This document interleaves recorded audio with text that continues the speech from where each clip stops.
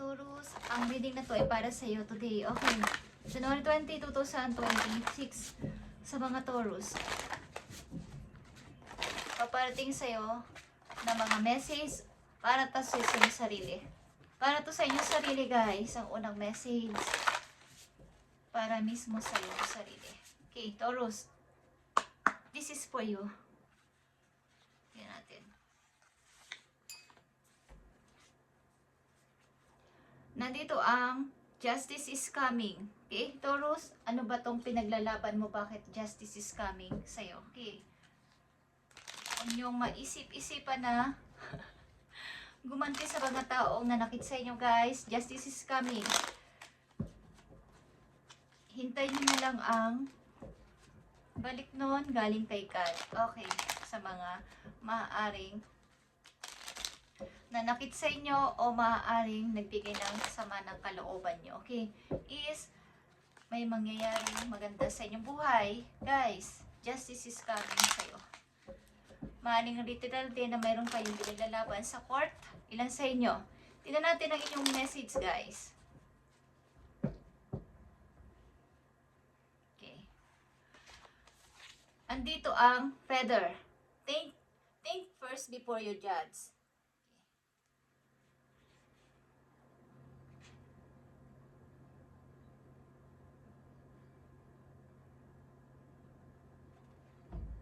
So, maaari sa paligid ninyo o sa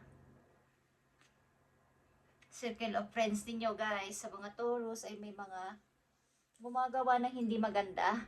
At man ikaw ay may mga kaibigan na hindi mo alam kung ano ba yung kanilang pinag-iisip sa ibang tao. Okay? So, bago nyo sila i-judge o bago may mag-judge sa isang tao sa ginagawa nila, kung bakit nila to ginagawa o bakit nila to sinasalita, bakit nila to ginagawa sa kapwa nila, is pag-isipang mabuti ang sasabihin. Huwag mo nang i-judge sa isang tao kung nakikita mong ganito ang kanyang mga style, ang kanyang mga ginagawa sa buhay. Okay. Maring may kaibigan kayo na hindi nyo maintindihan kung ano ba ang kanyang totoong trabaho, totoong ginagawa sa buhay, pero wag nyo muna siyang i-judge kung ano ang maaaring nilang ginagawa, or isa kang gano'n na i-judge ka ng mga kasama mo sa trabaho, kasama mo sa paligid mo, sa bahay ninyo, sa loob ng mga, kung may mga kaibigan kayo, guys, is pinag-iisipan kaagad kayo ng masama ng mga ibang tao sa kanyang mga ginagawa sa buhay. Okay, hindi pa naman nila alam ang buong story ng inyong mga pinaglalaban, is gano'n na sila mag-judge sa inyo. Okay. So, huwag kang mag-alala sapagkat justice is coming sa'yo. Okay, Taurus? Marami kang problemang pinapasan sa inyong kasalukuyan. Marami kang responsibilidad at nandito na naman ang justice, guys.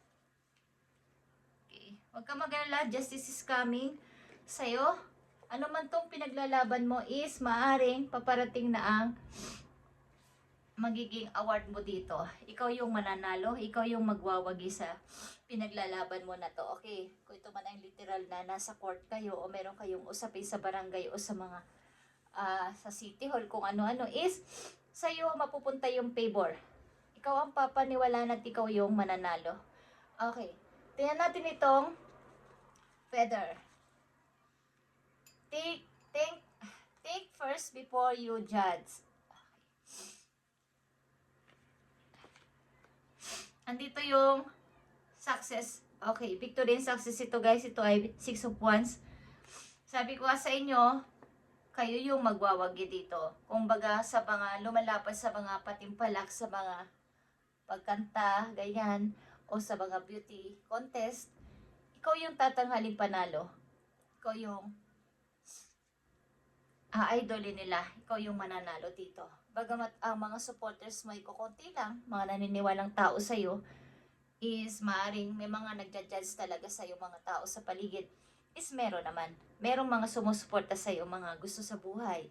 Okay. At ang money mo ay i-hold mo ng mabuti, Taurus, sa inyong kasalukuyan. Huwag kayong basta-basta maglabas ng pera o mahigpit kayo sa money. Mahigpit kayong maglabas ng pera sapagkat alam nyo kung paano mahirapan. Alam niyo kung paano magtrabaho, mahirapan, at mag-ipon. Yung mga inipon nyo siguro dati ay biglaan na lang nawala. O ang dali lang nauubos.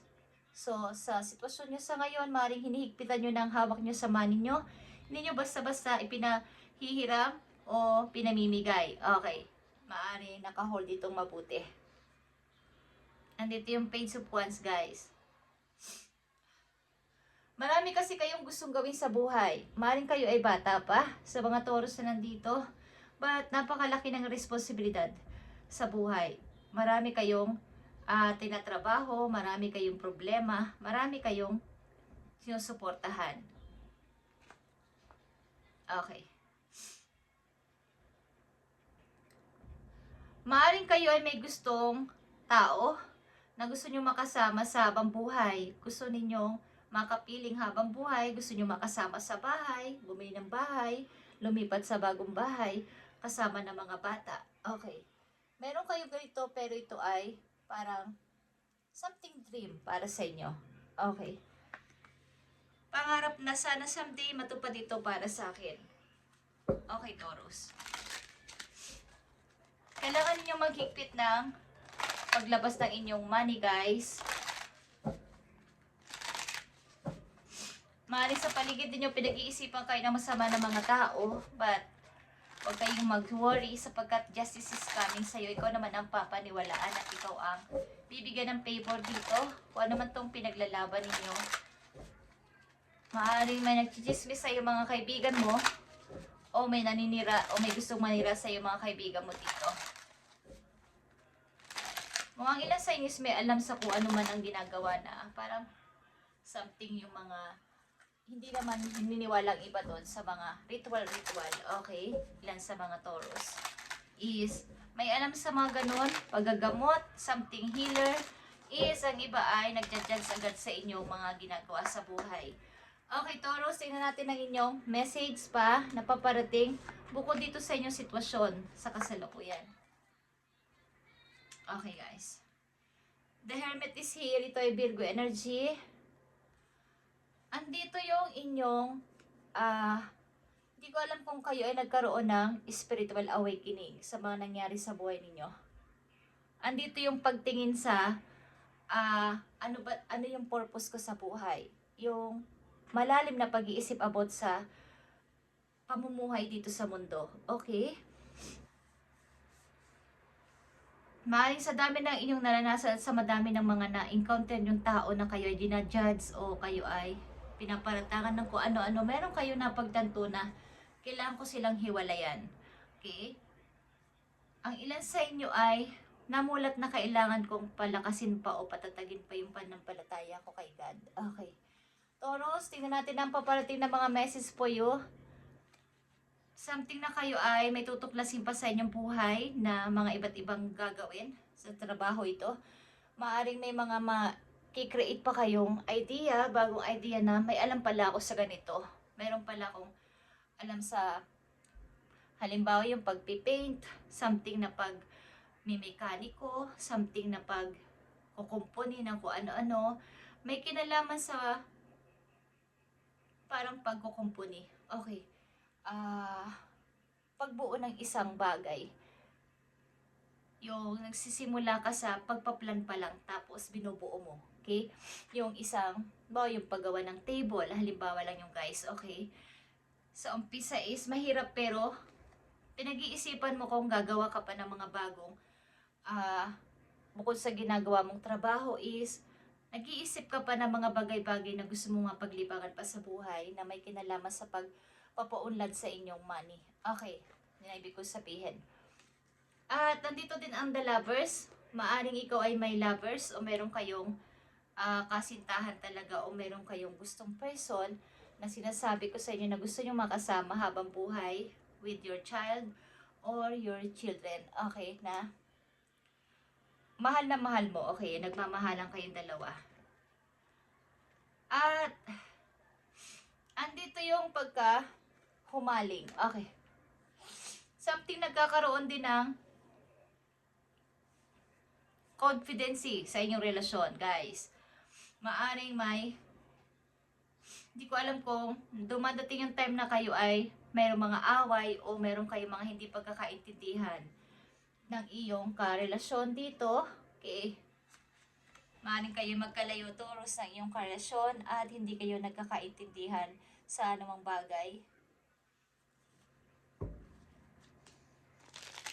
Marami kayong pinapasan na problema o responsibilidad sa inyong pamilya.